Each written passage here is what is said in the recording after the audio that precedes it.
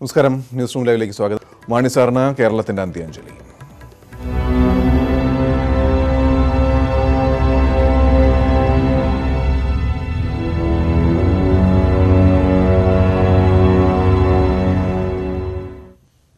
K മാണിയുടെ ഭൗതിക ശരീരം അല്പസമയത്തിനകം കൊച്ചിയിൽ ആശുപത്രിയിൽ നിന്ന് കോട്ടയത്തേക്ക് കൊണ്ടുപോകും. 12 മണിക്ക് കോട്ടയത്ത് കേരള കോൺഗ്രസ് ആസ്ഥാനത്തും പിന്നീട് തിരുനക്കര മൈതാനത്തും പൊതുദർശനത്തിന് വയ്ക്കും. വൈകിട്ട് ജന്മനാടായ പാലായിലെ ടൗൺ ഹാളിലും അന്ത്യോപചാരം അർപ്പിക്കാൻ ആയിരങ്ങളെത്തും. നാളെ 3:30-ക്കാണ് പാലാ കത്തീഡ്രൽ പള്ളിയിൽ സംസ്കാര ചടങ്ങുകൾ.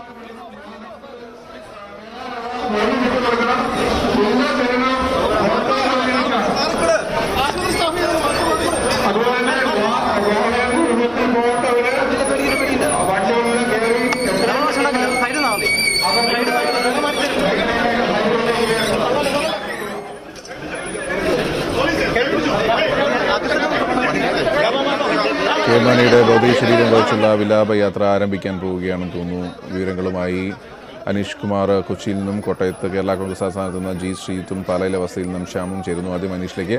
അനീഷ്, വിലാപയാത്ര തുടങ്ങാറായോ? വിവരങ്ങൾ.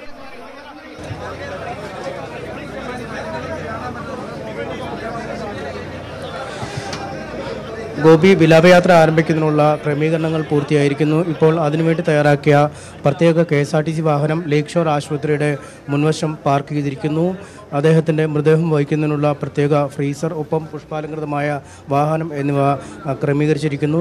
പ്രതിപക്ഷ നേതാവ് രമേശ് ചെന്നിത്തലയും Kerala Congress working chairman PJ ജോസഫും ഒപ്പം മുൻ മന്ത്രി അനൂപ് ജേക്കബ് അടക്കമുള്ളവരും ഈ വാഹനത്തിലുണ്ട്. അവസാന വട്ട ക്രമീകരണങ്ങൾ അവർ വിലയിരുത്തുകയാണ്. ഏത് തരത്തിലാവണം, ഏത് ഭാഗത്ത് ഭൗതിക ശരീരം സൂക്ഷിക്കണം, ഒപ്പം ജനങ്ങൾക്ക് ഏത് സ്ഥലങ്ങളിലാണ് അന്തിമോപചാരം അർപ്പിക്കാൻ, ഏത് വഴിയിൽ കൂടെ കടന്ന് ഇതിലെ പുറത്തേക്ക് പോകണം തുടങ്ങിയ കാര്യങ്ങളൊക്കെ അവർ നോക്കുന്നു. ഒപ്പം ഈ അവസാനവട്ട ക്രമീകരണങ്ങൾ അവർ വിലയിരുത്തുകയാണ്. ആരൊക്കെ വാഹനത്തിൽ ഇരിക്കണം എന്നടക്കമുള്ള കാര്യങ്ങളെക്കുറിച്ചുള്ള വിലയിരുത്തലുകളുണ്ട്. നേരത്തെ പാർട്ടി പ്രവർത്തകർ പോലീസുമായി, പാർട്ടി നേതാക്കൾ പോലീസുമായി ആശയവിനിമയം നടത്തിയിരുന്നു. ഇതിനുശേഷമാണ് ഇപ്പോൾ ഇതിനുള്ള അന്തിമ രൂപം ആയിരിക്കുന്നത്. PJ ജോസഫ് അടക്കമുള്ള നേതാക്കൾ വാഹനത്തിൽ ഉണ്ടാവും എന്നാണ് നമുക്ക് മനസ്സിലാക്കാൻ കഴിയുന്നത്. PJ Joseph, Anoop Jacob, Thomas Chazhikadan, അദ്ദേഹത്തിൻ്റെ മകൻ ജോസ് കെ മാണി എന്നിവരടക്കമുള്ളവർ ഇപ്പോൾ വാഹനത്തിൽ ഉണ്ട്. അല്പസമയത്തിനുള്ള വാഹനം അദ്ദേഹവുമായി കോട്ടയത്തേക്കുള്ള അവസാന യാത്ര ആരംഭിക്കും എന്നാണ് നമുക്ക് മനസ്സിലാക്കാൻ കഴിയുന്നത്. കാരണം അദ്ദേഹം ഏറെ യാത്ര ചെയ്ത ഒരു പാതയാണ് കോട്ടയത്തു നിന്നും കൊച്ചിയിലേക്കുള്ള വഴി. ഒരുപക്ഷെ കഴിഞ്ഞ മാസം ആശുപത്രിയിലേക്ക് വരുന്ന യാത്ര അതായിരിക്കും ഒരുപക്ഷെ കോട്ടയത്തു നിന്നും ഉണ്ടായ അവസാന യാത്ര. അതിനുശേഷം ഇപ്പോൾ അദ്ദേഹത്തിൻ്റെ ഭൗതിക ശരീരം വഹിച്ചുകൊണ്ടുള്ള വാഹനമാണ് ഇനി അല്പസമയത്തിനും കോട്ടയത്തേക്ക് പോകുന്നത്. KSRTC പ്രത്യേകം ക്രമീകരിച്ചിരിക്കുന്ന വാഹനമാണ്. പുഷ്പാലങ്കൃതമായി പ്രത്യേകം സജ്ജമാക്കിയിരിക്കുന്ന വാഹനമാണ് കോട്ടയത്തേക്ക് പോകുന്നത്. വഴിയിലുടനീളം പ്രവർത്തകർക്ക് അന്തിമോപചാരം അർപ്പിക്കുന്നതിനുള്ള അവസരം ഒരുക്കിയിട്ടുണ്ട്. അത്തരത്തിൽ ജനങ്ങളുടെ മുഴുവൻ ആദരവുകൾ ഏറ്റുവാങ്ങിയാണ് അദ്ദേഹം തൻ്റെ കോട്ടയത്തേക്കുള്ള അവസാന യാത്രയ്ക്ക് ഇപ്പോൾ ഒരുങ്ങുന്നത്. അല്പസമയത്തിനകം ഭൗതിക ശരീരം ആശുപത്രിയുടെ മുൻവശത്ത് പ്രത്യേക പൊതുദർശനത്തിനൊരുക്കിയ സ്ഥലത്തു നിന്നും ഈ പ്രത്യേക സജ്ജീകരിച്ചിരിക്കുന്ന വാഹനത്തിലേക്ക് ഉടൻ നീങ്ങും. രഞ്ജിത്ത്. അനീഷാണ് കൊച്ചി ലേക്ക് ഷോർ ആശുപത്രിക്ക് മുന്നിൽ നിന്നും വിവരങ്ങൾ നൽകിക്കൊണ്ടിരിക്കുന്നത്. വിലാപയാത്ര ആരംഭിക്കാനിരിക്കുന്നു. അത് കഴിഞ്ഞ് കോട്ടയത്തേക്കുള്ള യാത്രയാണ്. കോട്ടയത്ത് കേരള കോൺഗ്രസ് ആസ്ഥാനത്ത് നിന്ന് ജി ശ്രീജിത്തും ചേരുന്നുണ്ട്. കൂടാതെ പാലയിലെ വസതിയിൽ നിന്ന് ശ്യാം ജയരാജും ചേരുന്നു. ശ്യാമിലേക്ക്. ശ്യാം, ഇവിടെ എറണാകുളത്ത് നിന്നും വിലാപയാത്ര ആരംഭിക്കാനുള്ള ഒരുക്കങ്ങൾ നടന്നുകൊണ്ടിരിക്കുന്നു. അല്പസമയത്തിനകം വിലാപയാത്ര ആരംഭിക്കുമെന്ന് കരുതുന്നു. പാലയിലെ അവസ്ഥ എന്താണ്?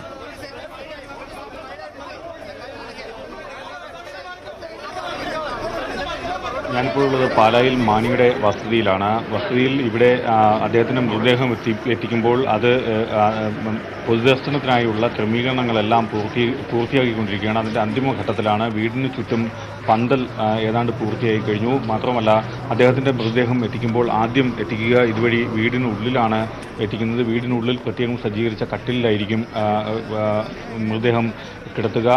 അത് നാളെ രാവിലെ 10 മണി വരെ മൃതദേഹം ആ രീതിയിലായിരിക്കും. അതിനുശേഷമാകും പുറത്തേക്ക് എടുക്കുക. പുറത്ത് വരാന്തയിലായിരിക്കും നാളെ. അതിനുശേഷം പൊതുദർശനത്തിന് വേണ്ടിയുള്ള ക്രമീകരണങ്ങൾ, അതിൻ്റെ ഭാഗമായുള്ള പൊതുദർശനം ഉണ്ടാവുക. ഇതിനുശേഷം ഉച്ചയ്ക്ക് 2 മണിയോടുകൂടി അദ്ദേഹത്തിൻ്റെ മൃതദേഹം സംസ്കാര ശുശ്രൂഷകൾക്കായി സെൻറ്റ് തോമസ് കത്തീഡ്രലിലേക്ക് കൊണ്ടുപോകും, പാലായിലേക്ക് കൊണ്ടുപോകും. ഏതാണ്ട് 1.5 മണിക്കൂറോളം നീണ്ടുന്ന ശുശ്രൂഷ ചടങ്ങുകളുണ്ടാവും. അതിനുശേഷമാകും സെമിത്തേരിയിൽ സംസ്കരിക്കുക. രാവിലെ മുതൽ തന്നെ നിരവധി പേരാണ് അദ്ദേഹത്തിൻ്റെ പാലായിലെ വീട്ടിലേക്ക് എത്തിക്കൊണ്ടിരിക്കുന്നത്. രാവിലെ മുതൽ തന്നെ കന്യാസ്ത്രീകൾ ഉൾപ്പെടെയുള്ളവർ എത്തിയിരുന്നു. അവർ എത്തുകയും പ്രാർത്ഥനകളിലൊക്കെ പങ്കെടുക്കുകയും ചെയ്തു. അതിനുശേഷമാണ് അവർ മടങ്ങിയതും. നിരവധി പേർ ഇപ്പോഴും വീടിന് ചുറ്റുമുണ്ട്. കാരണം വീട്ടിലുണ്ട് പാർട്ടി പ്രവർത്തകർ, ഈ പാലാക്കാർ പാർട്ടി പ്രവർത്തകർ, അവരെല്ലാം ഈ വീട്ടിലുണ്ട്. അവരെല്ലാം ഇതിനുള്ള ക്രമീകരണങ്ങളിലാണ്. അദ്ദേഹത്തിന് മൃതദേഹം എത്തിക്കുമ്പോൾ ഏർപ്പെടുത്തേണ്ട ക്രമീകരണങ്ങൾ സംബന്ധിച്ചുള്ള കാര്യങ്ങൾക്കായാണ് എല്ലാവരും ഓരോരോ കാര്യങ്ങളിൽ വ്യാപൃതരായിരിക്കുന്നത്. അത് ഏതാണ്ട് ഉടനെ തന്നെ പൂർത്തിയാക്കുകയും ചെയ്യും. ആദ്യം അദ്ദേഹത്തിന് മൃതദേഹം എത്തിക്കുന്ന മരങ്ങാട്ടുപള്ളിയിലാണ്. കോട്ടയത്തെത്തിയ ശേഷം വിലാപയാത്രയായി മരങ്ങാട്ടുപള്ളിയിലേക്ക് കൊണ്ടുവരും. മരങ്ങാട്ടുപള്ളിയാണ് അദ്ദേഹത്തിൻ്റെ സ്വദേശം. അതിനുശേഷമാണ് പാലാ ടൗൺ ഹാളിലേക്ക് കൊണ്ടുവരിക. അത് ഇന്ന് വൈകുന്നേരം 4 മണിയോടുകൂടിയാവും പാലാ ടൗൺ ഹാളിലേക്ക് എത്തിക്കുക. പാലാ ടൗൺ ഹാളിൽ നിന്നും പിന്നീട് വീട്ടിലേക്ക് കൊണ്ടുവരും. വീട്ടിലേക്ക് കൊണ്ടുവരുന്നത് ഏതാണ്ട് 6 മണിയോടുകൂടി എടുക്കും. 6 മണിയോട് കൂടിയാവും വീട്ടിലേക്ക് എത്തിക്കുക എന്നതാണ് നമുക്ക് മനസ്സിലാക്കാൻ കഴിയുന്ന കാര്യവും. കെ എം മാണിയുടെ രാഷ്ട്രീയ ചരിത്രം പാലായുടെ കൂടി ചരിത്രമാണ്. കാരണം പാലാ നിയമസഭാ മണ്ഡലം എന്നു മുതൽ രൂപീകൃതമായോ അന്നു മുതൽ കെ എം മാണി പാലായുടെ പ്രതിനിധിയുമാണ്. ആദ്യം 1965 കെ എം മാണി തിരഞ്ഞെടുക്കപ്പെട്ടു. കഴിഞ്ഞ 54 വർഷം സുദീർഘമായ കാലയളവിൽ നൂറ്റാണ്ടിലധികം അദ്ദേഹം പാലായെ പ്രതിനിധീകരിച്ചു. 13 തവണയാണ് അദ്ദേഹം പാലായുടെ ജനപ്രതിനിധിയായത്. പാലായിൽ നിന്നും ജയിച്ച് നിയമസഭാ അംഗമായത്. അദ്ദേഹത്തിൻ്റെ ഭൂരിപക്ഷം പല ഘട്ടങ്ങളിലും തെരഞ്ഞെടുപ്പുകളിൽ കൂടിയും കുറഞ്ഞു വരുന്നു. എങ്കിലും അദ്ദേഹം തുടർച്ചയായ 13 തവണ തിരഞ്ഞെടുക്കപ്പെട്ടു. 13 തവണ. ഇപ്പോൾ ഇവിടെ കൊച്ചി ലേക്ക് ഷോർ ആശുപത്രിയിൽ നിന്നും വിലാപയാത്രയ്ക്കുള്ള ഒരുക്കങ്ങൾ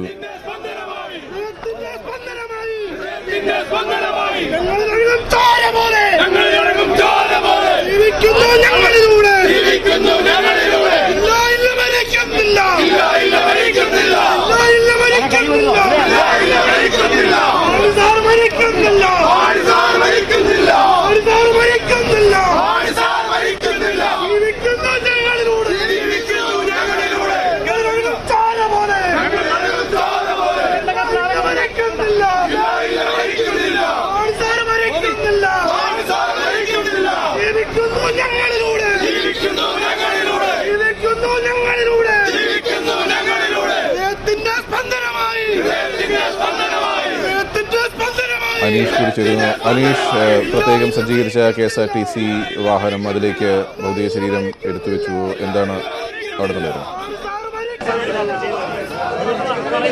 നിങ്ങൾ എല്ലാ സഹകരണവും നമ്മൾ ചെയ്തു തരുന്നുണ്ട്.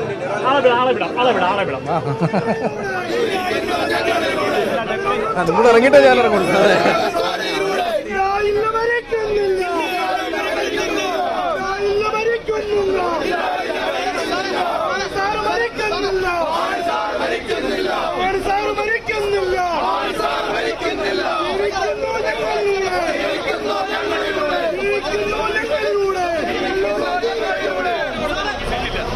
കൊച്ചി ലേക്ക് ഷോർ ആശുപത്രിയിൽ നിന്നും സാറിൻ്റെ ഭൗതിക ശരീരം വഹിച്ചുകൊണ്ടുള്ള വിലാപയാത്ര ആരംഭിക്കാൻ തുടങ്ങുകയാണ്. നൂറുകണക്കിന് പ്രവർത്തകരുടെ വികാരപരമായ മുദ്രാവാക്യം വിളികളും യാത്രാ മുറികളുമായി മാനിസാറിൻ്റെ ഭൗതിക ശരീരം ഇനി കോട്ടയത്തേക്കും പാലായിലേക്കും.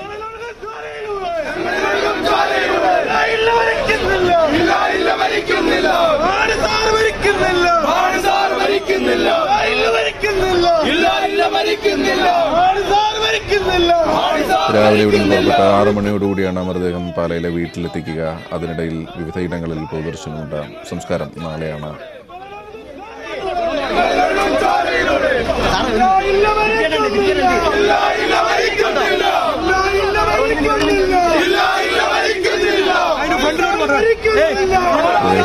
രമേശ് ചെന്നിത്തല അടക്കമുള്ള പ്രമുഖ നേതാക്കൾ മൃതദേഹത്തോട് ഒപ്പം അനുഗമിക്കുന്നുണ്ട്.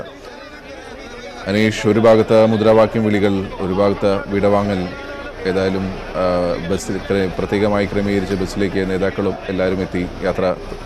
വിലാപയാത്ര തുടങ്ങാറായോ?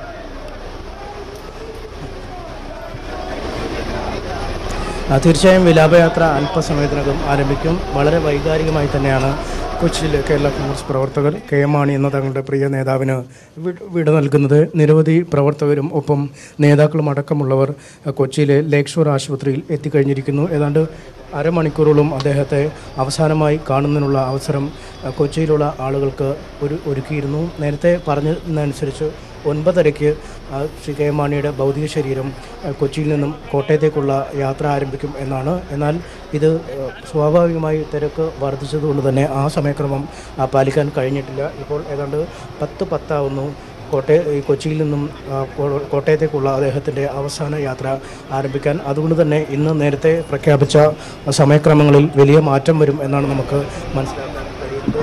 കാരണം വഴിനീളെ പ്രവർത്തകർ അദ്ദേഹത്തെ ഒരു നോക്ക് കാണാനായി അവസാനം തടിച്ചുകൂടും എന്ന് നമുക്ക് ഉറപ്പായി കഴിഞ്ഞിരിക്കുന്നു. പ്രത്യേകം തയ്യാറാക്കിയ വാഹനത്തിൽ സർക്കാർ ക്രമീകരിച്ചിരിക്കുന്ന KSRTC വാഹനത്തിലാണ് അദ്ദേഹത്തിൻ്റെ ഭൗതിക ശരീരം ഇപ്പോൾ കോട്ടയത്തേക്കുള്ള യാത്ര ആരംഭിച്ചിരിക്കുന്നത്.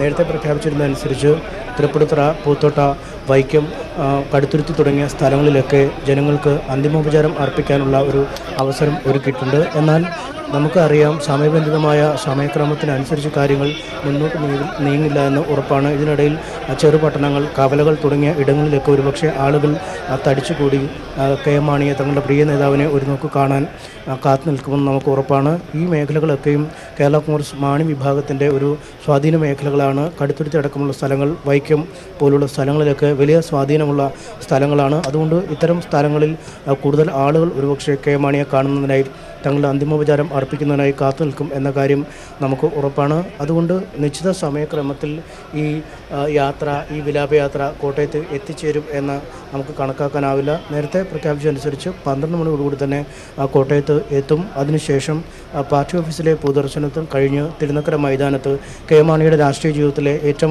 ഏറ്റവും വലിയ മാറ്റങ്ങൾ വരുത്തിയത്, നിർണായകമായ തീരുമാനങ്ങളെല്ലാം പ്രഖ്യാപിച്ച, പിളർപ്പുകളും വളർച്ചകളും എല്ലാം ഒരുപാട് കണ്ട കേരള കോൺഗ്രസിൻ്റെ രൂപീകരണ യോഗം നടന്ന തിരുനക്കര മൈതാനത്താവും ഏറ്റവും അധികം ആളുകൾ ഒരുപക്ഷെ ഇന്ന് കെ.എം. മാണിയെ കാണാനെത്തുക. കോട്ടയം ജില്ലയിലെയും സമീപ ജില്ലകളിലെയും ആളുകൾ ഒരുപക്ഷെ ഇന്നാവും അദ്ദേഹത്തെ കാണാനെത്തുക. നമുക്കറിയാം ഇന്നലെ മരണം സംഭവിച്ച ആ സമയം മുതൽ പാലയിലേക്കും മറ്റുമൊക്കെ ആളുകൾ പ്രവഹിച്ചുകൊണ്ടിരിക്കുന്ന ഒരു കാഴ്ചയുണ്ട്.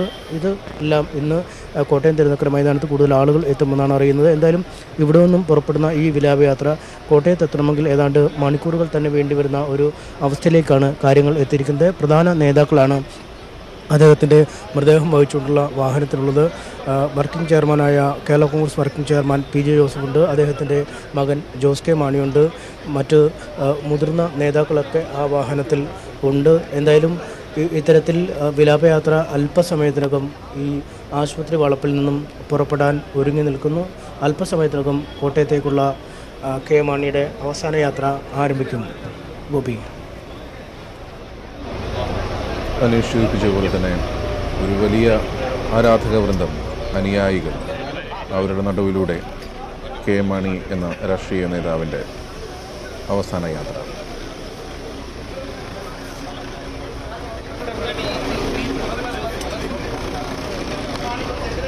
പ്രത്യേകമായി സജ്ജീകരിച്ച വാഹനത്തിൽ മുതിർന്ന നേതാക്കളുടെ, എല്ലാ കാലവും കൂടെ ഉണ്ടായിരുന്ന അനുയായികളുടെ സാമീപ്യത്തിൽ കേരള രാഷ്ട്രീയത്തിൻ്റെ ഒരേ ഒരു മാണി സാർ തിരിച്ച് നാട്ടിലേക്ക്, പാലായിലേക്കുള്ള യാത്രയിലാണ്.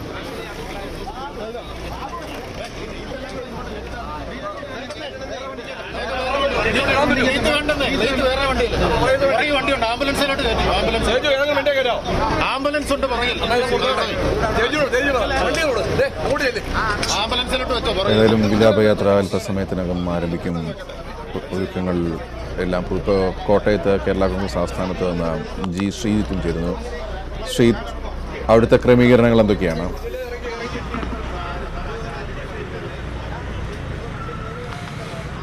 ഗോപി, ഞാനിപ്പോൾ തിരുനക്കരയിലാണുള്ളത്. തിരുനക്കര മൈതാനത്താണുള്ളത്. കേരള കോൺഗ്രസ് ആസ്ഥാനത്ത് പൊതുദർശനമുണ്ടെങ്കിലും അവിടെ വളരെ കുറച്ച് സമയം മാത്രമേ ഉള്ളൂ. അവിടേക്ക് പ്രവർത്തകർ ഇപ്പോഴും എത്തി തുടങ്ങിയിട്ടില്ല. ഏതാണ്ട് 12 മണിക്ക് ശേഷം മാത്രമേ മൃതദേഹം അവിടേക്ക് എത്തുകയുള്ളൂ, അവിടെ പൊതുദർശനം ഉണ്ടാകുകയുള്ളൂ. കെ.എം. മാണിയുമായി ഏറെ അടുപ്പമുള്ള ഒരു കേന്ദ്രം എന്ന നിലയിൽ മാത്രമാണ് അവിടെ ഒരു പൊതുദർശനം കേരള കോൺഗ്രസ് തീരുമാനിച്ചിട്ടുള്ളത്. പക്ഷേ കൂടുതൽ ആളുകൾക്ക് കാണുന്നതിനായി ഈ തിരുനക്കര മൈതാനിയിൽ തന്നെയാണ് പൊതുദർശനം ഉണ്ടാകുക. ഈ തിരുനക്കര മൈതാനിയിലെ ഈ സ്റ്റേജിൽ KM മാണിയുടെ ഭൗതിക ശരീരം പൊതുദർശനത്തിന് വെക്കും. അതിൻ്റെ ഒരുക്കങ്ങൾ ഏതാണ്ട് അവസാന ഘട്ടത്തിൽ പുരോഗമിച്ചുകൊണ്ടിരിക്കുകയാണ്. നേരത്തെ തന്നെ കളക്ടറും ഒപ്പം തന്നെ SP ഉൾപ്പെടെയുള്ളവർ ഇവിടെ എത്തി സുരക്ഷാ ക്രമീകരണങ്ങളും ജനങ്ങൾക്ക് സുഗമമായി കടന്നുകൊണ്ട് ഈ അന്തിമോപചാരം അർപ്പിക്കുന്നതിനുള്ള സൗകര്യവും വിലയിരുത്തിയിരുന്നു. കോട്ടയം MLA തിരുവഞ്ചൂർ രാധാകൃഷ്ണനാണ് ഇത്തരത്തിലുള്ള ക്രമീകരണങ്ങൾക്ക് ഇവിടെ നേതൃത്വം നൽകുകയും ചെയ്തത്. പോലീസിനെയും കാര്യമായി തന്നെ ഇതിനകം ഇവിടെ വിന്യസിച്ചിട്ടുണ്ട്. ഏതാണ്ട് 2 മണിക്ക് ശേഷം മുഖ്യമന്ത്രി പിണറായി വിജയൻ ഇവിടെ പരേഡ് ഗ്രൗണ്ടിൽ ഹെലികോപ്റ്ററിൽ എത്തിയ ശേഷം ഇവിടേക്ക് KM മാണിക്ക് അന്തിമോപചാരം അർപ്പിക്കാൻ എത്തുമെന്നാണ് നമുക്ക് ലഭ്യമാകുന്ന വിവരം. പാർട്ടി ഓഫീസിൽ പൊതുദർശനം ഉണ്ടെങ്കിൽ പോലും പ്രധാനപ്പെട്ട പൊതുജനങ്ങൾക്ക് കടന്നു വരുന്നതിനുള്ള സൗകര്യം ഇവിടെയാണുള്ളത്. പോലീസും അങ്ങനെയാണ് ഗതാഗതവും മറ്റും ക്രമീകരിച്ചിട്ടുമുള്ളത്. ഇവിടെ നിന്ന് ഏതാണ്ട് ഒരു 100 മീറ്റർ മാത്രം അകലെയാണ് പാർട്ടി ഓഫീസ് ഉള്ളത്. അതുകൊണ്ട് തന്നെ ഇത്ര 2 തൊട്ടടുത്തടുത്ത കേന്ദ്രങ്ങളിൽ ഇത്തരത്തിലൊരു പൊതുദർശനം ക്രമീകരിക്കാൻ തന്നെ കാരണം ഈ ഒരു പാർട്ടി ഓഫീസുമായിട്ടുള്ള KM മാണിയുടെ വൈകാരിക ബന്ധമാണ്. 1977 കേരള കോൺഗ്രസ് ആ ഒരു വീട് പാർട്ടി ഓഫീസായി വാങ്ങുന്നത്. തുടർന്ന് ഒരുപാട് രാഷ്ട്രീയ തീരുമാനങ്ങൾ സ്റ്റിയറിംഗ് കമ്മിറ്റി യോഗം ഉൾപ്പെടെയുള്ളവ നടത്തിയിരുന്ന കേന്ദ്രം ആ പാർട്ടി ഓഫീസ് തന്നെയായിരുന്നു. അതുകൊണ്ടാണ് അത്തരത്തിലൊരു ഒരു അന്തിമ യാത്രയ്ക്ക് മുന്നോടിയായി അവിടെ KM മാണിയുടെ ഭൗതിക ശരീരം അല്പനേരം കിടത്തണം എന്നുള്ളൊരു തീരുമാനം പാർട്ടി പ്രവർത്തകർ സ്വീകരിച്ചു. എന്തായാലും ഇവിടെ തിരുനക്കര മൈതാനത്ത് ഒരുക്കങ്ങൾ പൂർത്തിയായിക്കൊണ്ടിരിക്കുകയാണ്. പ്രമുഖ വ്യക്തികൾ, രാഷ്ട്രീയ നേതൃത്വങ്ങൾ ഒക്കെ തന്നെയും ഇവിടേക്കാണ് എത്തിച്ചേരുക. ഗോപി, ശ്രീത്ത് പറഞ്ഞ പോലെ ഇപ്പോൾ നമ്മൾ കാണുന്ന ലേക്ക് ഷോർ ആശുപത്രിക്ക് കൊച്ചിയിൽ നിന്നുള്ള ദൃശ്യങ്ങളാണ്. അവിടെ നിന്ന് വിലാപ യാത്ര എത്തുന്നത് നേരെ തിരുനക്കര മൈതാനിയിലേക്കായിരിക്കും. കോട്ടയത്തെ KM മാണിയുടെ ആരാധകർക്ക്, അദ്ദേഹത്തിൻ്റെ അനുയായികൾക്ക്, അദ്ദേഹത്തെ സ്നേഹിച്ചിരുന്നവർക്ക് മുഴുവൻ ആദരാഞ്ജലി അർപ്പിക്കാൻ എത്താൻ പറ്റുന്ന സ്ഥലം തിരുനക്കര മൈതാനമായിരിക്കും. അതിനുള്ള ക്രമീകരണങ്ങളാണ് ഒരുക്കിയിരിക്കുന്നത്. അതിനുശേഷം പാർട്ടി ഓഫീസിൽ വളരെ കുറച്ചു നേരം, അത് കഴിഞ്ഞ് പാലായിലേക്ക് പോകും എന്നാണ് മനസ്സിലാക്കുന്നത്. സംസ്കാരം നാളെയാണ്. ഏതായാലും കൊച്ചിയിൽ പോലീസ് അവസാനവട്ട ക്രമീകരണങ്ങൾ പൂർത്തിയാക്കുന്നു. വിലാപയാത്ര ആരംഭിച്ചു എന്ന് മനസ്സിലാവുന്നു. അനീഷ്, കേൾക്കാമെങ്കിൽ പറയാം.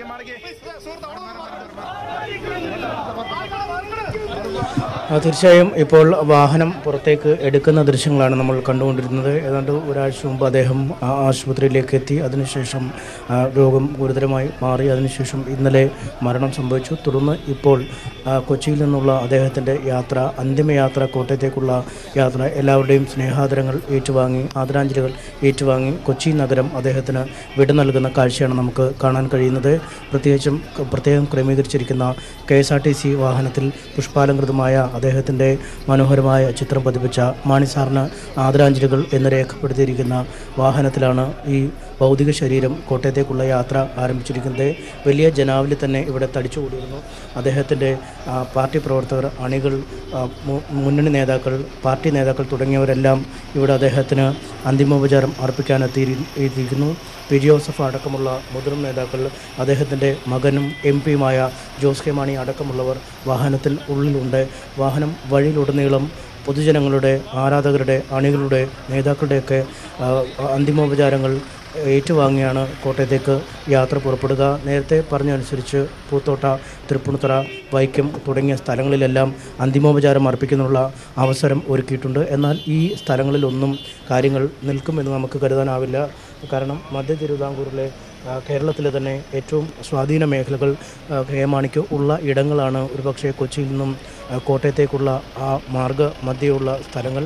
അവിടെ സ്വാഭാവികമായും കൂടുതൽ ആളുകൾ തടിച്ചുകൂടി തങ്ങളുടെ ഇഷ്ട നേതാവിനെ ഒരു നോക്ക് കാണാൻ ആവശ്യപ്പെട്ടേക്കാം. അങ്ങനെയെങ്കിൽ അത്തരം ആവശ്യപ്പെടുന്ന ഇടങ്ങളിലെല്ലാം അദ്ദേഹത്തിനെ കാണാൻ ഉള്ള അവസരം ജനങ്ങൾക്ക് നൽകും എന്ന സൂചനകൾ തന്നെയാണ് നേരത്തെ പാർട്ടി നേതാക്കൾ നൽകിയത്. അതുകൊണ്ട് ഇത്തരം സ്ഥലങ്ങളിൽ കൂടുതൽ സമയമെടുത്താവും ഒരുപക്ഷെ അദ്ദേഹത്തെ കോട്ടയത്തേക്ക് കൊണ്ടുപോവുക.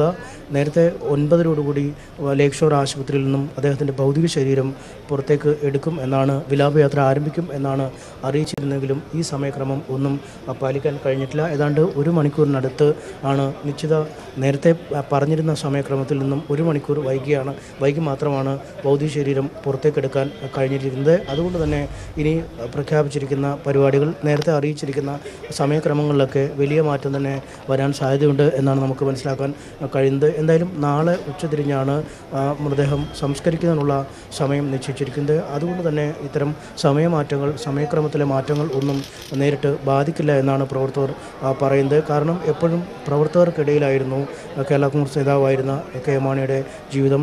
കൃത്യമായൊരു ചിട്ടവട്ടകളോ അല്ലെങ്കിൽ കേഡർ പാർട്ടി സ്വഭാവത്തിലുള്ള ഒരു രീതിയോ പ്രവർത്തന രീതിയോ ആയിരുന്നില്ല കേരള കോൺഗ്രസിനുള്ളത്. എല്ലാം മാണിസാറിൽ നിക്ഷിപ്തമാകുന്ന എല്ലാ തീരുമാനങ്ങളും എടുക്കുന്ന അന്തിമ തീരുമാനം മുഴുവൻ മാണിസാറിൽ നിക്ഷിപ്തമായ ഒരു പാർട്ടിയായിരുന്നു കേരള കോൺഗ്രസ്. അത് സീറ്റ് ചർച്ചയായാലും മുന്നണി മാറ്റ ചർച്ചയായാലുമെല്ലാം പലതരത്തിലുള്ള ഘടകങ്ങൾ പാർട്ടി ഘടകങ്ങൾ ചേർന്നാലും പാർട്ടി ഘടകങ്ങളെല്ലാം ചേർന്ന അവസാനം ഒറ്റ തീരുമാനത്തിലേക്ക് എത്തുക. പലപ്പോഴും തീരുമാനമെടുക്കാൻ മാണിസാറിനെ ചുമതലപ്പെടുത്തുന്നു. നമ്മൾ അടക്കം പങ്കെടുത്ത പല യോഗങ്ങൾ കേരള കോൺഗ്രസിൻ്റെ ചരിത്രത്തെ സംബന്ധിച്ചിടത്തോളം ഏറ്റവും നിർണായകമായ ഏറ്റവും വലിയ പ്രതിസന്ധി ഘട്ടങ്ങളെന്ന് വിശേഷിപ്പിക്കാവുന്ന സമയങ്ങൾ.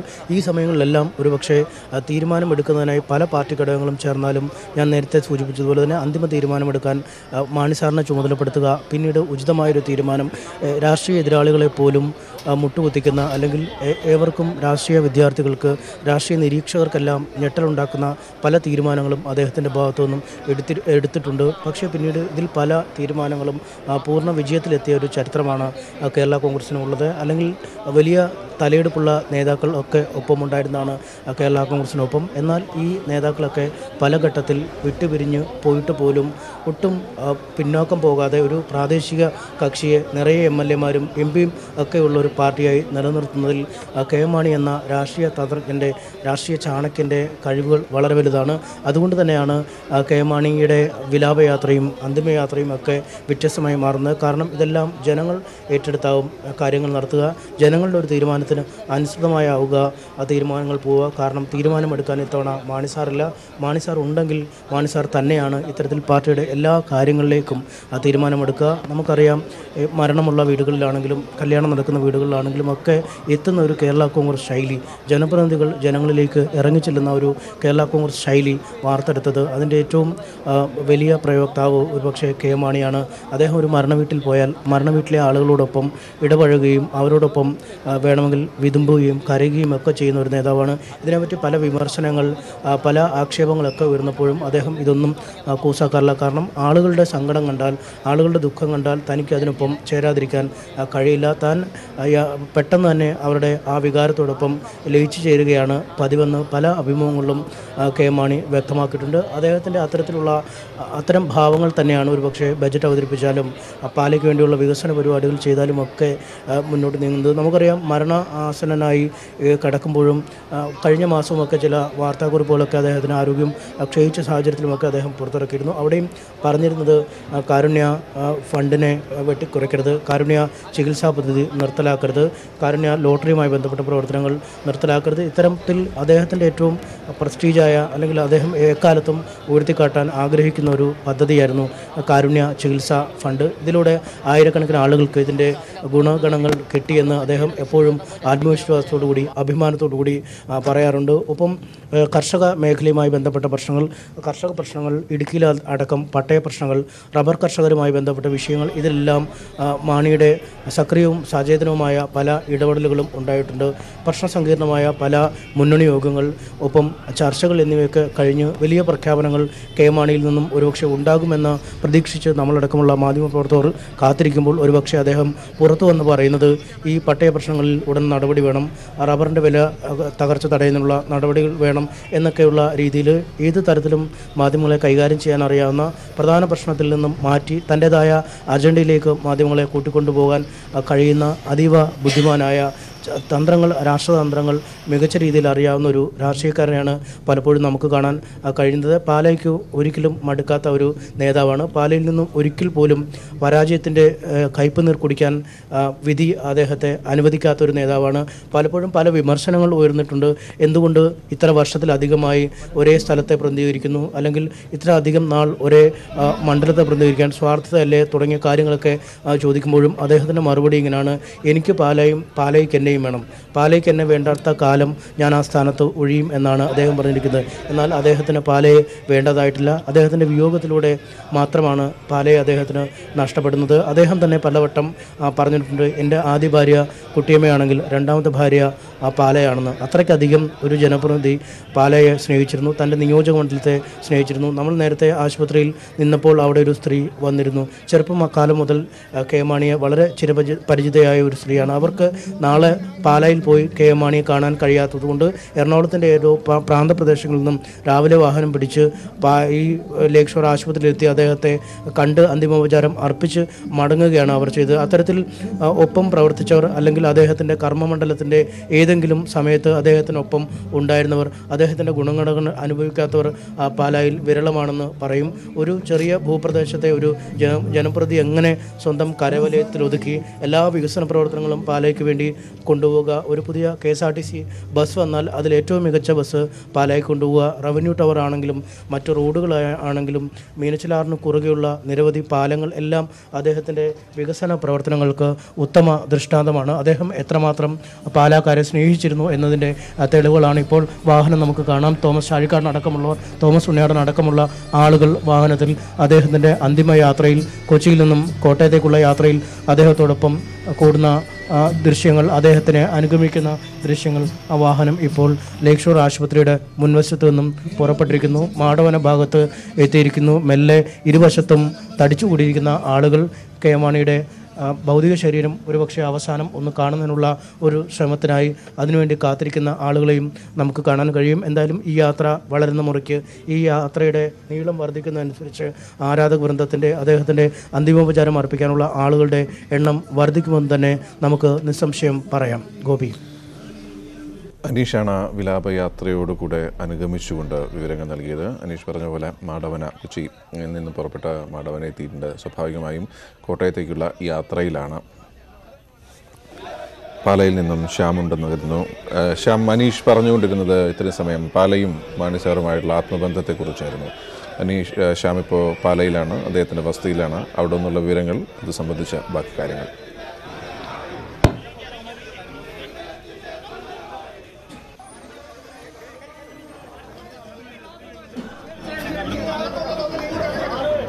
വൈകിട്ട് 6 മണിയോടുകൂടിയാണ് കെ എം മാണിയുടെ മൃതദേഹം പാലായിലെ വസതിയിലെത്തിക്കുക. പാലായിൽ ഇപ്പോൾ അതിനുള്ള ക്രമീകരണങ്ങൾ ഏതാണ്ട് പൂർത്തിയായി വരുന്നു. അന്തിമഘട്ടത്തിലാണ്. പന്തൽ നിർമ്മാണം അതിൻ്റെ ഏറ്റവും അവസാന ഘട്ടത്തിലാണ്. കാരണം നാളെ അന്തിമോപചാരം വെക്കുമ്പോൾ പൊതുദർശനത്തിനായി ഇവിടെ വെക്കുമ്പോൾ വീട്ടിൽ നിരവധി പേർ എത്തും, ആയിരങ്ങളെത്തും എന്നാണ് പ്രതീക്ഷ. അതുകൊണ്ട് തന്നെ അവർക്ക് നിൽക്കാനും മറ്റുമൊക്കെയുള്ള സൗകര്യങ്ങളാണ് ഇപ്പോൾ ഏർപ്പെടുത്തിക്കൊണ്ടിരിക്കുന്നത്.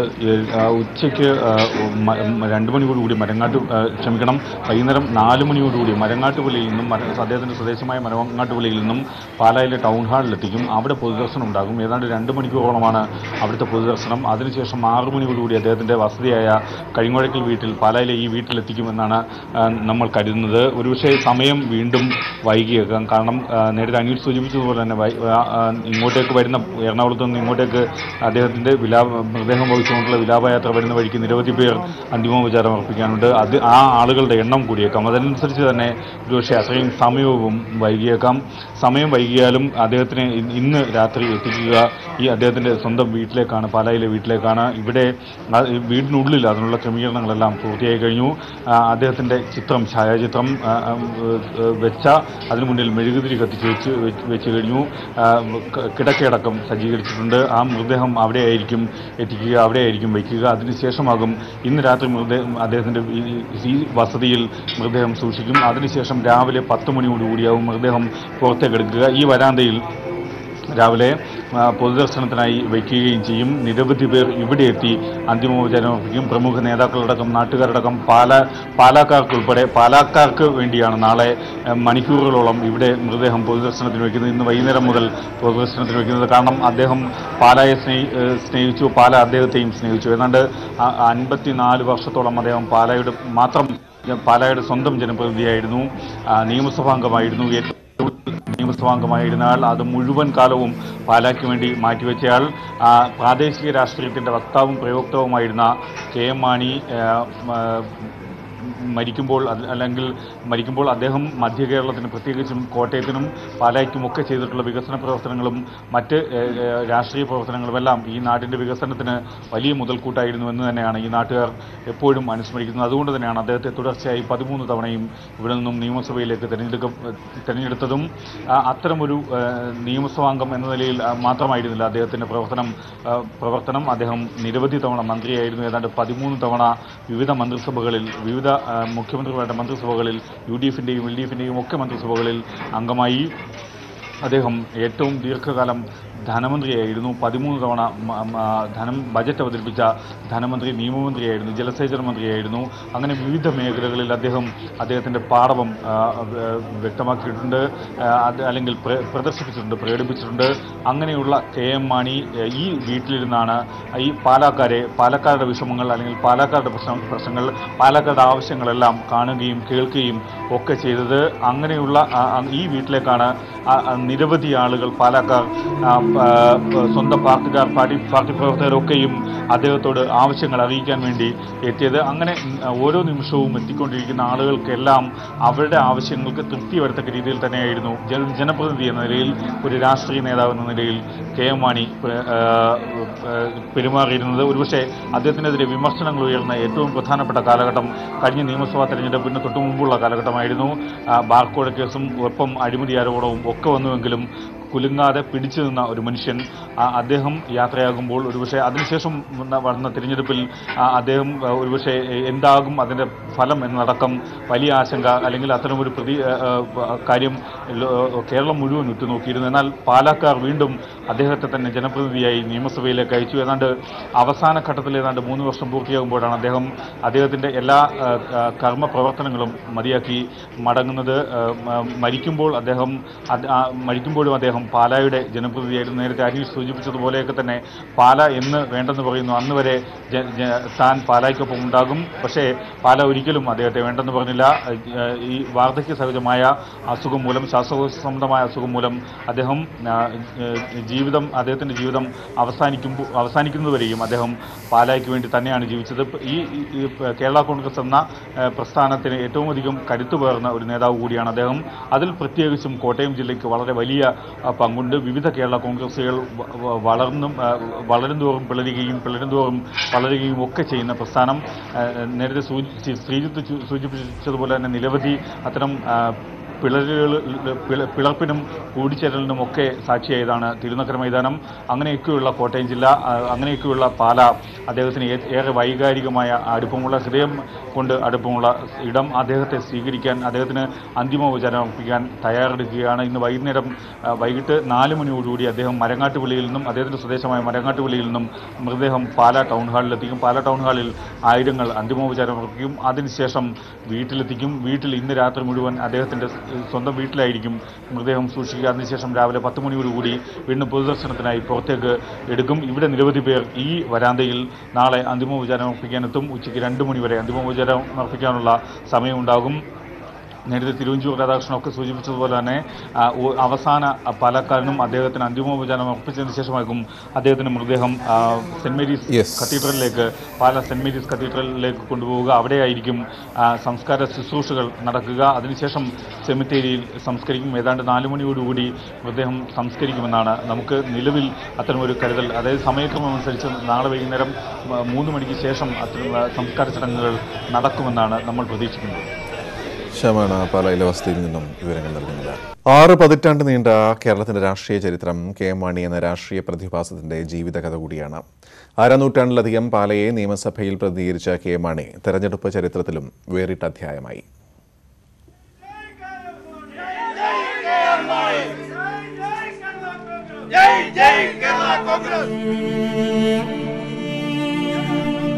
കരിങ്ങോഴക്കൽ മാണി മലയാളിയുടെ ജനാധിപത്യ ചരിത്രത്തിന്റെ 1/2 നൂറ്റാണ്ടാണത്. പാലാ മുതൽ പാലാ വരെയുള്ള അതിർത്തിക്കകത്ത് KM മാണി ഭൂമി മലയാളത്തിന്റെ മുഴുവൻ ഭൂപടം വരച്ചു. 51 വർഷം പാലായുടെ പ്രതിനിധിയായി നിയമസഭയിൽ പോയി. ഒരു ദേശം ഹൃദയത്തിൽ തൊട്ട് തെരഞ്ഞെടുത്ത സ്നേഹത്തിന്റെ പേരാണത്. 1965 തെരഞ്ഞെടുപ്പ് പോരാട്ടത്തിന് തുടക്കമിട്ട KM മാണിയെ മത്സരിച്ച 13 തവണയും പാല തോൽപ്പിച്ചില്ല. ഇപ്പോൾ സുപ്രധാനമായ വാർത്തയിലേക്ക് റഫേൽ ഇടപാട് സംബന്ധിച്ച പുനഃപരിശോധനാ ഹർജിയിൽ കേന്ദ്ര സർക്കാരിന് തിരിച്ചടി എന്ന് മനസ്സിലാവുന്നു. വിവരങ്ങളുമായി ഉണ്ണി ചേരുന്നു. ഉണ്ണി, എന്തൊക്കെയാണ് കോടതി നടപടികൾ?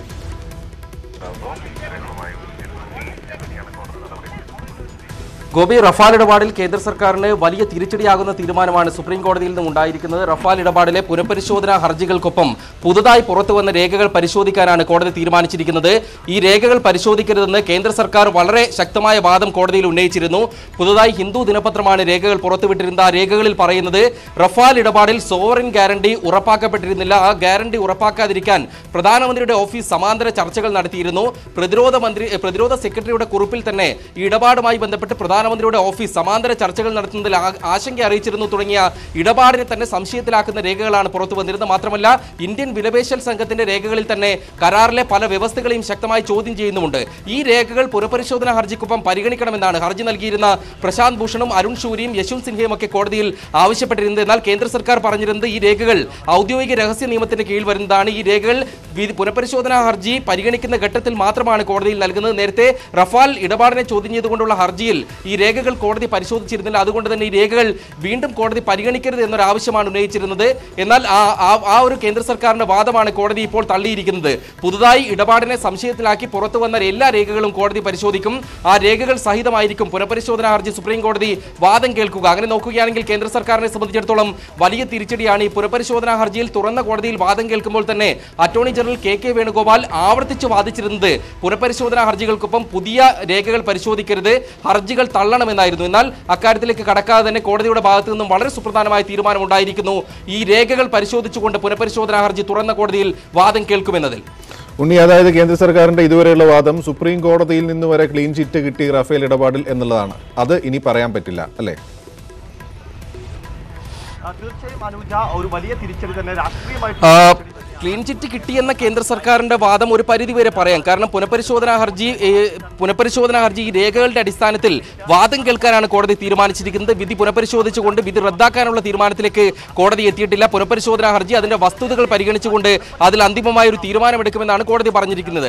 അങ്ങനെ ഒരു തീരുമാനം കോടതിയുടെ ഭാഗത്ത് നിന്ന് വരുന്നതുവരെ കേന്ദ്ര സർക്കാരിന് വേണമെങ്കിൽ വീണ്ടും അതേ വാദം തന്നെ ഉന്നയിക്കാം. നിലവിലുള്ള വിധി പ്രകാരം കേന്ദ്ര സർക്കാരിന് ക്ലീൻ ചിറ്റ് നൽകിയിട്ടുണ്ട് കോടതി എന്ന വാദം. പക്ഷേ അപ്പോഴും വിഷയം പുതിയ രേഖകളുടെ അടിസ്ഥാനത്തിൽ സുപ്രീം കോടതി പരിശോധിക്കുകയാണ്. ഈ കാര്യങ്ങളെല്ലാം അതൊരു സബ് ജുഡീസ് വിഷയമാണ്. കേന്ദ്ര സർക്കാർ അവകാശവാദം ഉന്നയിച്ചാലും അതിന് ഇക്കാര്യം ചൂണ്ടിക്കാട്ടിക്കൊണ്ട് പ്രതിപക്ഷത്തിന് മറുപടി നൽകാൻ കഴിയും.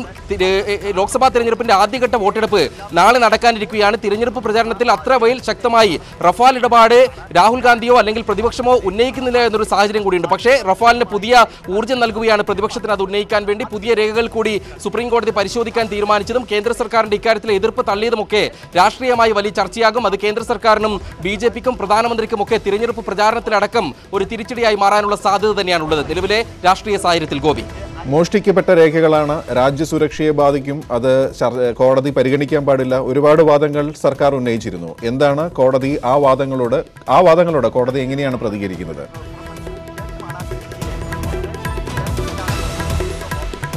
തീർച്ചയായും കേന്ദ്ര സർക്കാർ പറഞ്ഞിരുന്നത് അത് തന്നെയാണ്. ആദ്യം അറ്റോർണി ജനറൽ പറഞ്ഞു ഈ രേഖകൾ മോഷ്ടിച്ച രേഖകളാണ്, മോഷ്ടിച്ച രേഖകളുടെ അടിസ്ഥാനത്തിലാണ് മാധ്യമ റിപ്പോർട്ടുകൾ വന്നിരിക്കുന്നത്, അത് പരിശോധിക്കരുതെന്ന്. മോഷ്ടിച്ചു എന്ന ആ വാക്ക് തന്നെ വലിയ വിവാദമായി. രാഷ്ട്രീയമായി അതിനെ കോൺഗ്രസും മറ്റു പ്രതിപക്ഷ പാർട്ടികളും ഉപയോഗിച്ചു. അതിനുശേഷം അറ്റോർണി ജനറൽ പറഞ്ഞത് പ്രതിരോധ മന്ത്രാലയത്തിൽ നിന്നും ഫോട്ടോ കോപ്പി എടുത്ത് കടത്തിയ രേഖകൾ എന്നുള്ളതാണ്. ആ രേഖകൾ പോലും പരിശോധിക്കരുതെന്ന ആവശ്യമാണ് ഉന്നയിക്കപ്പെട്ടിരുന്നത്. പക്ഷേ ആ രേഖകൾ പരിശോധിക്കാനാണ് കോടതി തീരുമാനിച്ചിരിക്കുന്നത്. രേഖകൾ പരിശോധിക്കാൻ തീരുമാനിച്ചതോടുകൂടി കേന്ദ്ര സർക്കാരിന്റെ ഇക്കാര്യത്തിലെ എതിർപ്പുകൾ പൂർണ്ണമായും തള്ളിക്കളയുകയാണ്. ഒപ്പം മറ്റൊരു പ്രധാനപ്പെട്ട കാര്യം, 3 ജഡ്ജിമാരും ഐക്യകണ്ഠേനയാണ് ഈ ഒരു തീരുമാനത്തിലേക്ക് എത്തിയിരിക്കുന്നത്. ചീഫ് ജസ്റ്റിസ് രഞ്ജൻ ഗൊഗോയ്, ജസ്റ്റിസുമാരായ KM ജോസഫ്, സഞ്ജയ് കിഷൻ കൗൾ എന്നിവർ ഐക്യകണ്ഠേന കൈക്കൊണ്ടിരിക്കുന്ന തീരുമാനമാണ് ഈ രേഖകൾ പരിശോധിക്കാമെന്നുള്ളത്. രേഖകൾ മോഷ്ടിച്ചതാണെന്ന് നേരത്തെ കേന്ദ്ര സർക്കാർ വാദിച്ചപ്പോഴും കോടതി ചോദിച്ചിരുന്നത് ഒരു മോഷ്ടാവ് തന്റെ നിരപരാധിത്വം തെളിയിക്കാൻ, തന്നെ തെറ്റായ കേസിൽ കുടുക്കിയെന്ന് തെളിയിക്കാൻ ഒരു രേഖകൾ കൊണ്ടുവരികയാണെങ്കിൽ അത് കോടതിക്ക് പരിഗണിക്കേണ്ടി വരില്ലേ എന്നുള്ളതാണ്. അതേ മാനദണ്ഡം തന്നെ വെച്ച് വേണം കോടതി ഈ രേഖകൾ പരിശോധിക്കാൻ തീരുമാനിച്ചതെന്ന് തന്നെ വേണം മനസ്സിലാക്കാൻ. ഏതായാലും കേന്ദ്ര സർക്കാരിനെ സംബന്ധിച്ചിടത്തോളം അവർ വളരെ ശക്തമായി ഉന്നയിച്ച വാദങ്ങളൊക്കെ തന്നെ തള്ളിക്കളഞ്ഞിരിക്കുന്നു സുപ്രീം കോടതി. അതും തിരഞ്ഞെടുപ്പിന് ഒരു ദിവസം മാത്രം അവശേഷിക്കെ ലോക്സഭാ തിരഞ്ഞെടുപ്പ് പ്രചാരണം കൊടുമ്പിരി കൊണ്ടിരിക്കുന്ന ഘട്ടത്തിൽ ഏറ്റവും സുപ്രധാനമായി എന്ന് എനിക്ക് തോന്നുന്നു ഉണ്ണി മറ്റൊരു കാര്യം കൂടിയുണ്ട്. അതായത് രാജ്യസുരക്ഷയെ ബാധിക്കുന്ന രേഖകൾ ഒരു കാരണവശാലും കോടതികൾ പരിശോധിക്കരുത് എന്നൊരു വാദം ഒരു ഘട്ടത്തിൽ ഉണ്ടായിരുന്നു എന്ന് തോന്നുന്നു. ഇത് അങ്ങനെ നോക്കുകയാണെങ്കിൽ ഇതൊരു പുതിയ കീഴ്വഴക്കം കൂടിയല്ലേ? അഴിമതി ഉണ്ടെങ്കിൽ ഏത് രേഖയും ഈ നാട്ടിലെ പരമോന്നത നീതിപീഠത്തിന് പരിശോധിക്കാം എന്നുള്ളത്.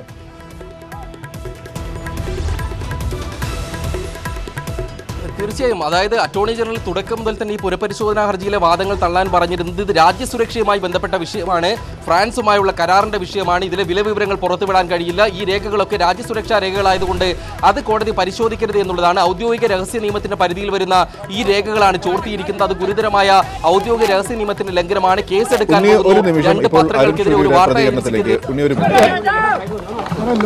the three judges.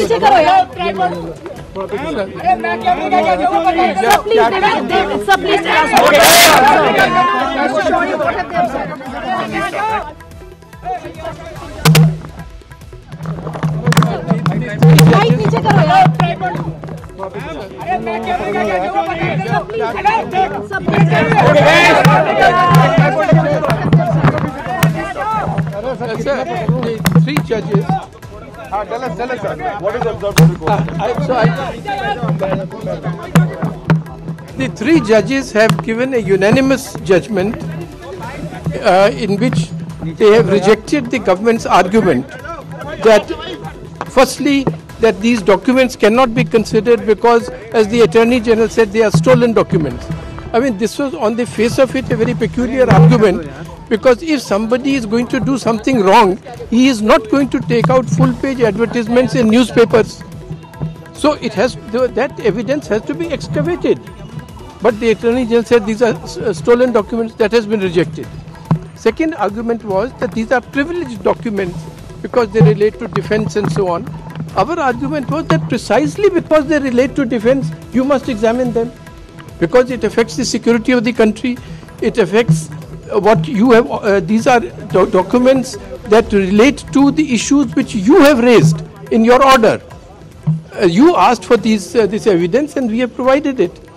So the court has accepted our pleas and rejected the arguments of the government in a, all the concurring with this, the justice giving one of reasoning and the Justice Joseph giving another reasoning, complementary reasoning. So as a petitioner, how do you and second, sorry, that was an important point. The second point is that the Chief Justice said that by a separate order we will fix a date for hearing the review petitions and they will be heard on merits. Sir, do you think this strengthens the point of view of the review petitioners, and what kind of material impact does this have on the entire review plea itself? Of course, I mean, if they had accepted the government's arguments, the review could not be considered. Now it will be considered on merits, and the Chief Justice has very kindly said that he will set a date. And in the last order they had said that they will hear it in open court. So we are very confident that we will get a good opportunity to put forward two things. One is the review petition regarding their own initial judgment, and second is our perjury petition. Because we have said that you have been misled into making so many errors in the judgment. They have come up, surfaced, because the government misled you. And we have shown how that has happened, and therefore we would very much want those officers and others to be brought to you for perjury. So we'll argue both those points, and we'll wait for the court's order now. Former Union Minister, you've been a senior journalist yourself. This judgment comes 24 hours before the first phase of polling. Do you see it? No, sir, I am not going to. I mean, Politically as well. that I don't know. Mr. Modi has been saying, don't you believe the Supreme Court? Don't you believe the forces and so on? When people don't believe him, the court, after all, is now pronounced. What did he say today? The point is that there was a Rafale judgment, and the Rafale judgment had very clearly said there was a petition given to them because of the judicial domain issue also. They said this is not in our judicial domain, this is an executive review. It's a review that they were hearing. That's not a review, madam. Review is what they will hear. That's right. Now is the review that's being heard. Yes. But clear, continue this line. And what does this now mean for the pending case? Considering the fact that the court has agreed to take the documents on record, they've said that they will be considering the documents. What does this now mean? Well, it means a lot. It means that the court will see whether the government was truthful or not in regard to the assertions they made in the two notes which they gave, the sealed note and the unsealed note. We have shown that both were full of falsehoods. So the court will consider those. No doubt on that, yes. I mean, that's what the Chief Justice has indicated. Thank you. Thank you. ഉണ്ണി, അരുൺ ഷൂരിയാണ് ഇപ്പോൾ സംസാരിച്ചത്. സ്വാഭാവികമായും അധികം കൃത്യമായ 2 പോയിന്റുകൾ പറയുകയുണ്ടായി. സർക്കാർ supreme കോടതിയെ mislead ചെയ്യുകയായിരുന്നു എന്ന് ബോധ്യപ്പെടുത്താനുള്ള അവസരം ഞങ്ങൾക്കുണ്ടാകും എന്ന് പ്രതീക്ഷിക്കുന്നുവെന്ന്. മാത്രമല്ല, ഉണ്ണി കേട്ടു ചീഫ് ജസ്റ്റിസ് പറഞ്ഞ കാര്യം, അതായത് ഒരു ഡേറ്റ് ഫിക്സ് ചെയ്യും, അതിൽ മെറിറ്റിന്റെ അടിസ്ഥാനത്തിൽ ഇനി രേഖകൾ പരിശോധിക്കും. എന്തായിരിക്കും നിയമപരമായി അതിന് അർത്ഥമാക്കുന്നത് ഉണ്ണി?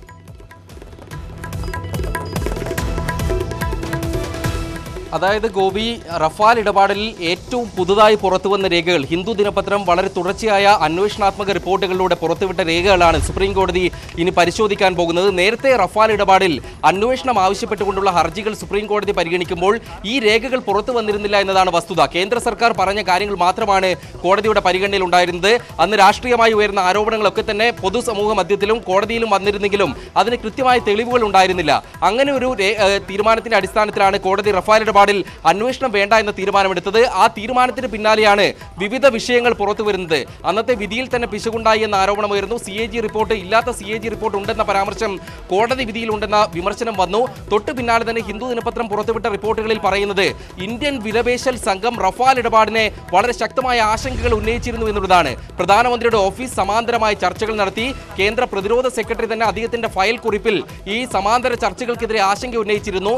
മാത്രമല്ല, സോവറിൻ ഗ്യാരണ്ടി ഫ്രാൻസിന്റെ വേണ്ട എന്ന തീരുമാനം കേന്ദ്ര സർക്കാർ എടുത്തു. പ്രതിരോധ ഇടപാടുകൾക്ക് നൽകുന്ന പതിവ് ചട്ടങ്ങൾ ഒഴിവാക്കിക്കൊണ്ട് അഴിമതി വിരുദ്ധ വ്യവസ്ഥയടക്കം ഈ കരാറിൽ നിന്നും ഒഴിവാക്കി. ഇത്തരത്തിലുള്ള ആരോപണങ്ങളും രേഖകളും വന്ന സാഹചര്യത്തിൽ അത് പരിശോധിക്കണമെന്നാണ് ഹർജിക്കാർ ഉന്നയിച്ചിരുന്ന കാര്യം. ആ രേഖകൾ പരിശോധിക്കുകയാണെങ്കിൽ കോടതിക്ക് അന്വേഷണം വേണ്ട എന്ന മുൻ നിലപാട് തിരുത്തേണ്ടി വരും. പുതിയ രേഖകൾ പരിശോധിച്ചുകൊണ്ട് പുതിയ തീരുമാനമെടുക്കണമെന്ന ആവശ്യമാണ് ഉന്നയിച്ചിരുന്നത്.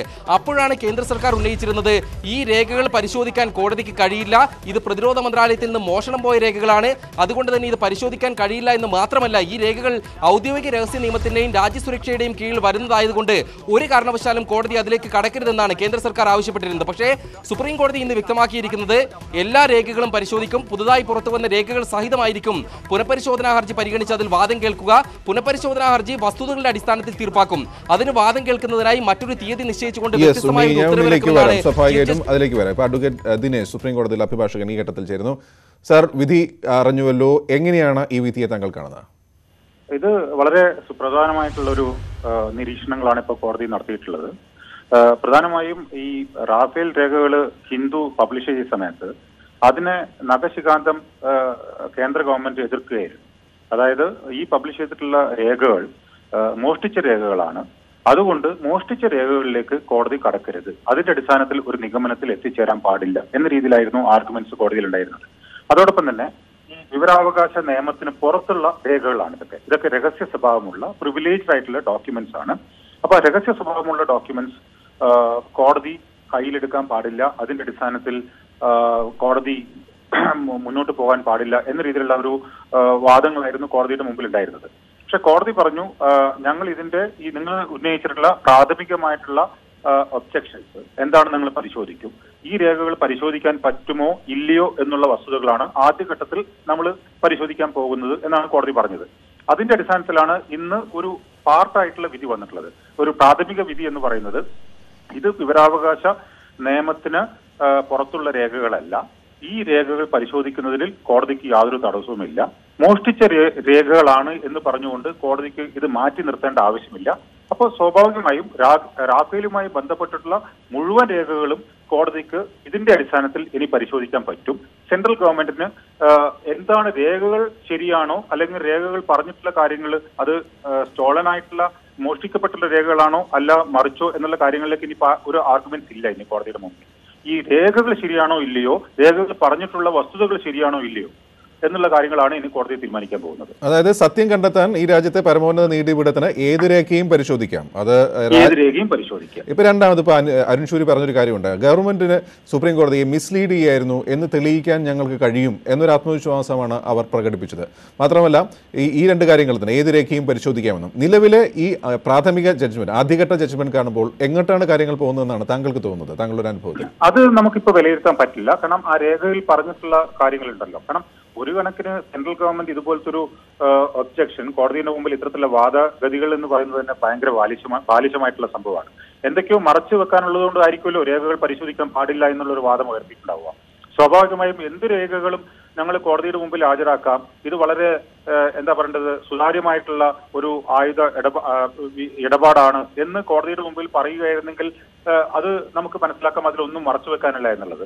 അതേസമയം ഗവൺമെന്റ് എന്തുകൊണ്ടാണ് ഈ മോഷ്ടിച്ച രേഖകൾ നിങ്ങൾ പരിശോധിക്കാൻ പാടില്ല, അല്ലെങ്കിൽ ഇത് ഫോട്ടോ കോപ്പിയാണ് അത് നിങ്ങൾ പരിശോധിക്കാൻ പാടില്ല എന്ന് പറയുന്നതിന് പകരം എന്തായിരുന്നു സെൻട്രൽ ഗവൺമെന്റ് പറയേണ്ടത്? ജനാധിപത്യ രാജ്യത്തിൽ ഈ രേഖകളിൽ പറഞ്ഞിട്ടുള്ള ഉള്ളടക്കം നിങ്ങൾ പരിശോധിച്ചോ, മോഷ്ടിച്ചതോ ആവട്ടെ അല്ലയോ, ഈ രേഖകളുടെ ഉള്ളടക്കം നിങ്ങൾ പരിശോധിക്കൂ, ഇതിനകത്ത് സുതാര്യമായിട്ടുള്ള കാര്യങ്ങളാണ് നടന്നിട്ടുള്ളത് എന്നല്ലേ ഒരു വാദഗതി ഉന്നയിക്കേണ്ടത്. അപ്പൊ സ്വാഭാവികമായും ആ വാദഗതി നീളുന്നത് എന്തൊക്കെയോ മറച്ചു വെക്കാനുണ്ട് എന്നുള്ളത് തന്നെയാണ്. സ്വാഭാവികമായിട്ടും ഈ രേഖകൾക്ക് വിശേഷാധികാരമില്ല എന്ന് സുപ്രീം കോടതി പറയുമ്പോൾ, സത്യം തെളിയിക്കാൻ ഏത് രേഖയും പരിശോധിക്കുക എന്ന് പറയുമ്പോൾ അതൊരു പുതിയ കീഴ്വഴക്കം കൂടിയാണോ ഉണ്ടാവുന്നത്? അല്ല, തീർച്ചയല്ല. ഇത് എന്ന് പറയുന്നത് ഇതൊക്കെ ഹൈലി ടെക്നിക്കലായി പുതിയ കണ്ടുപിടിച്ചിട്ടുള്ള തടസ്സവാദങ്ങളാണ്. ഒരു ജനാധിപത്യ രാജ്യത്ത് നമുക്ക് റൈറ്റ് ഇൻഫർമേഷൻ ആക്ട് ഉണ്ട്. അതുപോലെ തന്നെ രഹസ്യ സ്വഭാവമുള്ള രേഖകൾ എന്ന് പറയുന്നത് ഈ കറപ്ഷൻ അലിഗേഷൻ ഉണ്ടാകുമ്പോൾ അതിന് രഹസ്യ സ്വഭാവമില്ല. നിങ്ങൾ കറപ്ഷൻ നടത്തുകയും അതിനുശേഷം ഞാൻ കറപ്ഷൻ നടത്തി ഇല്ലയോ എന്നുള്ളതല്ല വാദം പറയുന്നത്. അത്തരത്തിലുള്ള വാദങ്ങൾ കോടതിയുടെ മുന്നിൽ വരുന്ന സമയത്ത് അതിന് രഹസ്യ സ്വഭാവമുണ്ട്, അതുകൊണ്ട് നിങ്ങൾ ഇത് പരിശോധിക്കാൻ പാടില്ല എന്ന രീതിയിലുള്ള വാദങ്ങൾ കോടതിയുടെ മുന്നിൽ എക്കാലത്തും നിലനിൽക്കാറില്ല. ഇത് ഇന്ന് പുതുതായി കണ്ടുപിടിച്ചിട്ടുള്ള നിയമമൊന്നും അല്ല.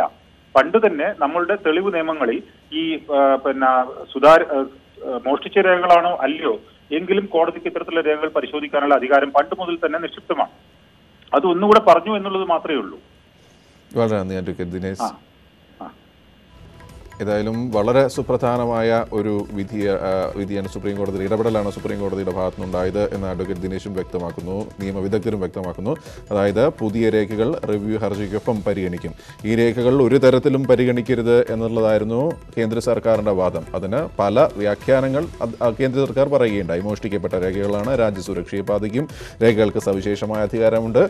ഏതായാലും അതൊന്നും സുപ്രീം കോടതി കേട്ടില്ല. സത്യം തെളിയിക്കാൻ ഏത് രേഖയും പരിശോധിക്കാൻ ഈ നാട്ടിലെ പരമോന്നത നീതിപീഠത്തിന് അവകാശമുണ്ടെന്ന് വ്യക്തമാക്കിക്കൊണ്ട് തന്നെയാണ് സുപ്രീം കോടതി ഉത്തരവ്. സത്യം തെളിയിക്കാൻ കേന്ദ്ര സർക്കാർ പരിശോധിക്കരുത് എന്ന് പറഞ്ഞ എല്ലാ രേഖകളും പരിശോധിക്കാൻ സുപ്രീം കോടതി തീരുമാനിക്കുകയും ചെയ്തു.